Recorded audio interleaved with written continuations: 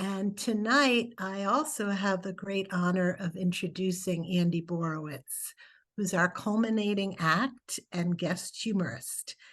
And Andy said yes in about 5 minutes after we asked him to be our headliner this evening, since he is both a humorist and an activist. So, for many of you who already love his work, Andy needs no introduction. But here are a few of his accomplishments. Andy is a proud graduate of the class of '80, and when he was at Harvard, he was the president of the Harvard Lampoon and the author of The Hasty Pudding Show. For the past 25 years, he's written for The New Yorker, which publishes his award-winning column, The Borowitz Report. And as a comedian, he has performed to sold-out theaters in his 2018 tour, Make America Not Embarrassing Again. His most recent book, Profiles in Ignorance, was a New York Times, Washington Post, and Wall Street Journal bestseller. So, without further ado, let's welcome and appreciate Andy Borowitz. Thank you, Lisa. And thanks to everybody for joining us here tonight. Loved all the speakers.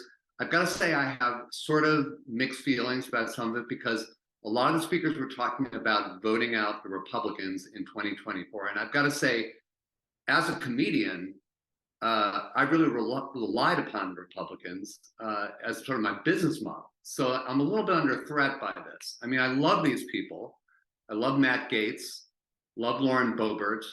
I think my favorite is Marjorie Taylor Greene. I love Marge because Marge actually thinks that I, as a Hebraic American, have access to space lasers. And I find it so flattering that she thinks I could operate a space laser. I mean, I can barely mute myself on Zoom. But I was thinking about it actually, if you go through Jewish history, space lasers would have been so helpful to my people because, for example, space lasers would really come in handy when we were being chased by the gazpacho. But let me move on to why I'm here, because as much as I love jokes, what I love even more are things like women's rights and LGBTQ rights and, oh gosh, democracy. I love democracy. And you know what else I love? I love the future of life on this planet. Really opposed to mass extinctions. They really piss me off.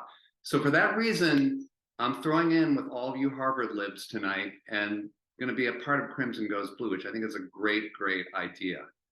Now, let me talk a little bit about these polls. Now, I do not have a PhD in political science like George Santos, but I did take a look at these polls, and I know that everyone's having a tremendous, shit fit about how scary they are, but let's dig down a little bit on these polls. There seems to be what they call an enthusiasm gap about Joe Biden. Now, when you think about it, if you're asking, are you enthusiastic about Joe Biden? I think you're really asking the wrong question. I mean, that's like asking, are you enthusiastic about a fire extinguisher? Now, I've got a fire extinguisher in my home. I'm not enthusiastic about it, but I vastly prefer it to the alternative, which is fire. So like in 2020, I voted for Joe Biden. I worked for Joe Biden. I donated money to Joe Biden. Was I enthusiastic about Joe Biden? Well, mainly, I was just really opposed to 4 more years of fire, okay? So I think that's what we've got to do as activists, is remind the American people what 4 more years of fire would really feel like, because it wouldn't feel good. Now, as long as we're talking about activism, let me say a couple things about political engagement. What does that really mean? It's a term that we toss around a lot. And I always thought that I was an activist, that I was politically engaged, but I was wrong, okay? Because I thought I was politically engaged because I watched MSNBC every night, okay? That is not political engagement. I mean, no offense to MSNBC and those of you who love it, but MSNBC is Fox for vegans, okay? It makes us feel good because we agree with it all the time. We love Rachel and Chris Hayes and all of our other imaginary cable TV friends. But just watching TV and watching and listening to NPR and checking our Twitter feed and going on 538.com, that's not really participating in politics. That's being a spectator. So we've got to turn that around and we've got to participate. And before I leave MSNBC, I just have to say, as much as I love some of the people on it, they had the worst slogan in the history of slogans. Remember their slogan? It was lean forward. That is also the official slogan of the rectal exam. I mean, what was the meeting like when they decided that lean forward was a good slogan? I mean, what was their second choice? You might feel some pressure. I don't know. Anyway, we will move on from that.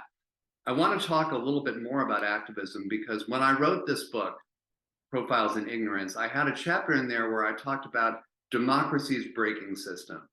It's the system that prevents us from completely driving this country off a cliff. And I do believe it exists, but it comes down to each of us playing our part and being part of that braking system. We're the brakes. So I talked about in the book about how you have to do the hard, kind of boring, grueling work of democracy. You've got to register people to vote. You've got to drive people to polling places. You've got to canvass. You've got to do phone banks. You've got to do all that stuff. You've got to sort of channel your inner Stacey Abrams and do the hard, tough work to make democracy work and keep it alive in this country. And you've also got to run for office if you're so inclined. So I put all this in the book, and then it had a very unintended consequence because people in my hometown came to me and said, well, why don't you run for office?